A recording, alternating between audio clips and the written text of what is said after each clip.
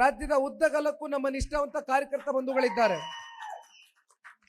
ಹಾಗಾಗಿ ಯಾವ ಕಾರಣಕ್ಕೂ ಈ ಪಕ್ಷದ ಒಬ್ಬ ನಿಷ್ಠಾವಂತ ಕಾರ್ಯಕರ್ತನಾಗಿ ಕಾರ್ಯಕರ್ತರ ಭಾವನೆಗಳಿಗೆ ಬೆಲೆ ಕೊಡ್ತಕ್ಕಂಥ ಪ್ರಾಮಾಣಿಕ ಪ್ರಯತ್ನ ಈ ನಿಖಿಲ್ ಕುಮಾರಸ್ವಾಮಿ ಸದಾ ಮಾಡ್ತಾನೆ.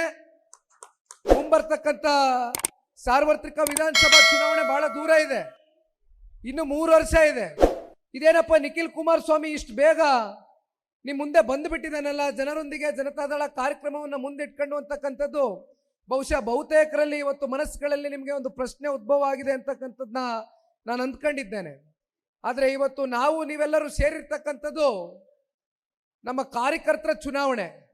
ಡಿಸೆಂಬರು ಜನವರಿನಲ್ಲಿ ನಡೀತಾ ಇರತಕ್ಕಂಥ ಪಂಚಾಯಿತಿ ಚುನಾವಣೆ ಇರ್ಬೋದು, ಜಿಲ್ಲಾ ಪಂಚಾಯಿತಿ ತಾಲೂಕು ಪಂಚಾಯಿತಿ ಚುನಾವಣೆ ಇರ್ಬೋದು, ಮಹಾನಗರ ಪಾಲಿಕೆ ಶಿವಮೊಗ್ಗ ಮಹಾನಗರ ಪಾಲಿಕೆಯ ಚುನಾವಣೆಯ ನಿರೀಕ್ಷೆಗಳಲ್ಲೂ ಕೂಡ ಸಾಕಷ್ಟು ಜನ ತಾವೆಲ್ಲರೂ ಏನು ಇವತ್ತು ಈ ತಾಲೂಕಾದ್ಯಂತ ನೀವು ಒಂದಷ್ಟು ನಿರೀಕ್ಷೆಗಳು ಅನಿಸಿಕೆಗಳನ್ನ ನೀವು ಇಟ್ಕೊಂಡಿದ್ದೀರಿ ಮನಸ್ಸಿನಲ್ಲಿ. ಬಹಳ ಜನ ಇವತ್ತು ಪಕ್ಷದಲ್ಲಿ ದುಡಿತಕ್ಕಂಥವ್ರು ಹಿಂದುಳಿದಿದ್ದೀರಿ. ಅಂಥವ್ರನ್ನೆಲ್ಲ ಇವತ್ತು ಪಕ್ಷ ಗುರುತಿಸಿ ಮುಂದೆ ತಗೊಂಡು ಬರ್ತಕ್ಕಂಥ ಕೆಲಸ ಮಾಡಬೇಕು ಅಂತಕ್ಕಂಥದ್ದಾದ್ರೆ ಇಂಥ ಪ್ರವಾಸಗಳು ನಿರಂತರವಾಗಿ ನಾವು ಕೈಗೆತ್ಕೊಳ್ಬೇಕಾಗ್ತದೆ. ಇದು ಕೇವಲ ಒಂದು ದಿನದ ಪ್ರವಾಸ ಅಲ್ಲ, 58 ದಿನ ಇವತ್ತೇನು ನಾವು ಇಡೀ ರಾಜ್ಯ ವ್ಯಾಪ್ತಿ ಮೊದಲನೇ ಹಂತದಲ್ಲಿ ಜನರೊಂದಿಗೆ ಜನತಾದಳ ಪ್ರವಾಸವನ್ನು ಕೈಗೆತ್ಕೊಂಡಿದ್ದೇವೆ. ಇದೇ ರೀತಿ ನಿರಂತರವಾಗಿ ಶಿವಮೊಗ್ಗ ನಗರದಲ್ಲಿ ನಾನು ಹೇಳಲಿಕ್ಕೆ ಬಯಸ್ತೇನೆ, ಪ್ರಸನ್ನಣ್ಣವರೇ,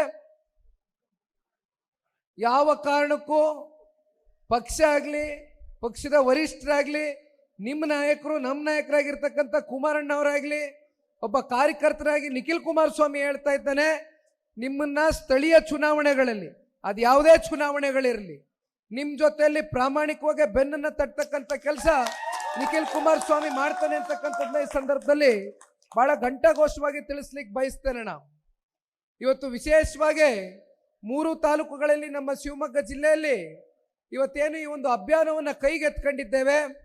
ಈಗಾಗಲೇ ರಾಜ್ಯ ವ್ಯಾಪ್ತಿ ಎಲ್ಲೋದ್ರೂ ಕೂಡ ಸಾಕಷ್ಟು ದೊಡ್ಡ ಸಂಖ್ಯೆಯಲ್ಲಿ ದೊಡ್ಡ ಮಟ್ಟದಲ್ಲಿ ಇವತ್ತು ಪಕ್ಷವನ್ನು ಕಟ್ಬಡಿಸಿರ್ತಕ್ಕಂಥ ಕಾರ್ಯಕರ್ತರು ತುಂಬು ಹೃದಯದಿಂದ ನಮಗೆ ಸ್ವಾಗತವನ್ನು ಕೋರ್ತಾ ಇದ್ದೀರಿ. ನಮ್ಮ ಮುಂದೆ ಇರ್ತಕ್ಕಂಥದ್ದು ಒಂದೇ ಸವಾಲು, ಒಂದೇ ಗುರಿ, ಒಂದೇ ಪ್ರಶ್ನೆ ಅಣ್ಣ.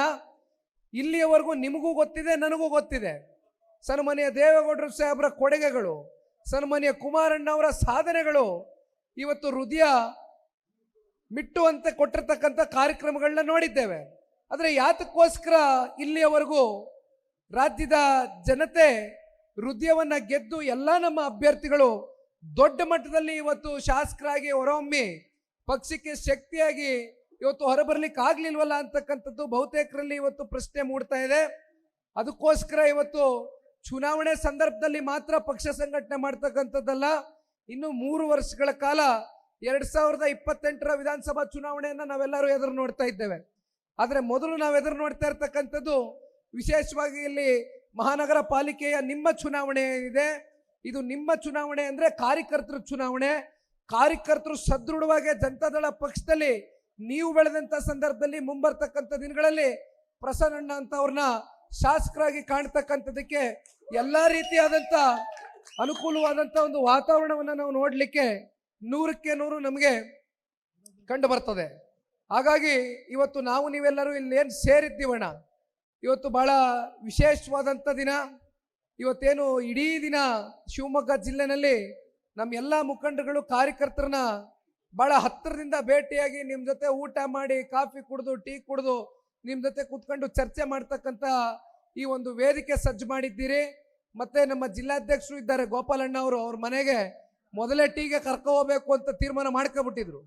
ಆದರೆ ನಮ್ಮ ವಿಧಾನ ಪರಿಷತ್ನ ಸದಸ್ಯರು ಸನ್ಮಾನ್ಯ ಶ್ರೀ ಭೋಜಣ್ಣ ಅವರು ಜನ ಕಾಯ್ತವ್ರಣ್ಣ, ಗೋಪಾಲಣ್ಣ ದಯವಿಟ್ಟು ಟೀ ಎಲ್ಲ ಕಾಫಿನೂ ಕುಡಿಸು, ಒಂದು ಅರ್ಧ ಲೀಟ್ರು, ದಯವಿಟ್ಟು ಜನ ಕಾಯಿಸೋದು ಬೇಡ, ಮೊದಲು ಹೋಗಿ ಸಭೆ ಅಟೆಂಡ್ ಮಾಡೋಣ ಅಂತ ಭೋಜಣ್ಣ ಅವರು ಕೂಡಲೇ ನಮ್ಮನ್ನೆಲ್ಲ ಕರ್ಕೊಬಂದರು. ಹಾಗಾಗಿ ಇನ್ನು ಭಾಳ ಜನ ಇದ್ದಾರೆ. ನಮ್ಮ ರಶ್ಮಿ ರಾಮೇಗೌಡರ ಅಕ್ಕ ಅವರು ಮಹಿಳಾ ಘಟಕದ ರಾಜ್ಯಾಧ್ಯಕ್ಷರು ಕೂಡ ಬಂದಿದ್ದಾರೆ. ಲೇಟೆಸ್ಟ್ ಹಾಗೂ ಇಂಟ್ರೆಸ್ಟಿಂಗ್ ಸುದ್ದಿಗಳಿಗಾಗಿ ಬಾಸ್ ಟಿವಿ ಕನ್ನಡ ಚಾನೆಲ್ನ ಸಬ್ಸ್ಕ್ರೈಬ್ ಮಾಡಿ, ಹಾಗೆಯೇ ಬೆಲ್ ಐಕಾನ್ ಪ್ರೆಸ್ ಮಾಡಿ.